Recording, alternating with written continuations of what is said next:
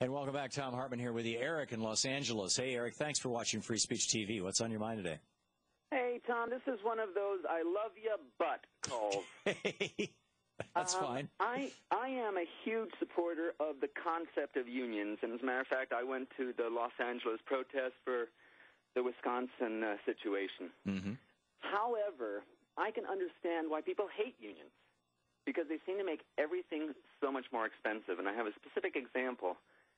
The Broadway musical Avenue Q, the creators wanted to add a electric ceiling fan for a joke. And when they wanted to do that in New York, it was going to cost them $28,000. Wow. Because there were electricians' unions and prop union and this and that and this and that. Then they moved, they did production in Las Vegas, and they said, hey, maybe we can add the fan now. How much would it cost? Well, it cost them $28.95.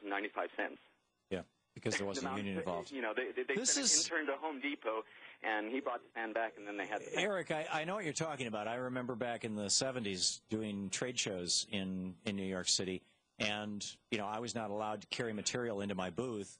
I had to give it to a union guy to carry on for that. But let me, in that context, pause this for a second and just say that I think that kind of inefficiency and extra cost, if it creates a middle class for a country, is ultimately a small price to pay for it. Mm-hmm. Yeah.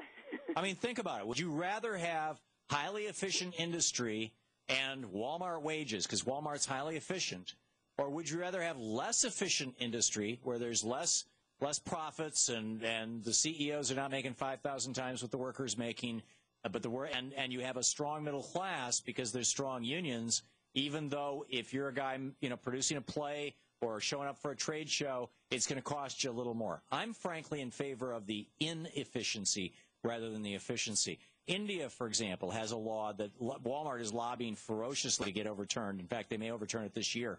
That says that a company or a family can't own more than 2 retail stores. So there's like, you know, tens of thousands of individual, you know, the retail industry in India is entirely and totally fragmented. It's very inefficient. You know, the whole idea of giant Walmarts is pretty much unheard of. It's all little mom and pop shops. And what does that do? It provides employment for millions of people.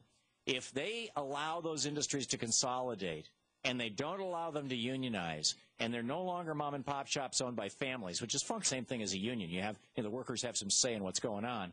Then what you're going to end up with is instead of millions of people working in the retail sector in India, it'll be thousands, and they'll be paid a fraction of what they were, and a lot of more people are going to be in poverty.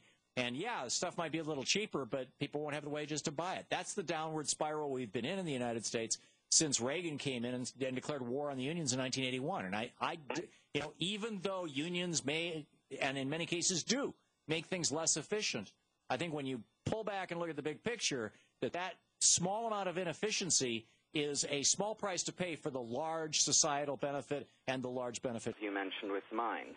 Yeah, and for example, had there been a union in that Massey mine, those guys wouldn't have died because there would have been a safety officer because unions require it. But it's less efficient to have one guy whose only job is to make sure that everything's safe. So, yeah. So, Eric, thank you for your call, and I think I've changed your mind. Well, you've certainly expanded. I've got you thinking. Okay. It's always nice to have a call with a butt in it. I appreciate it. Thank you, Eric.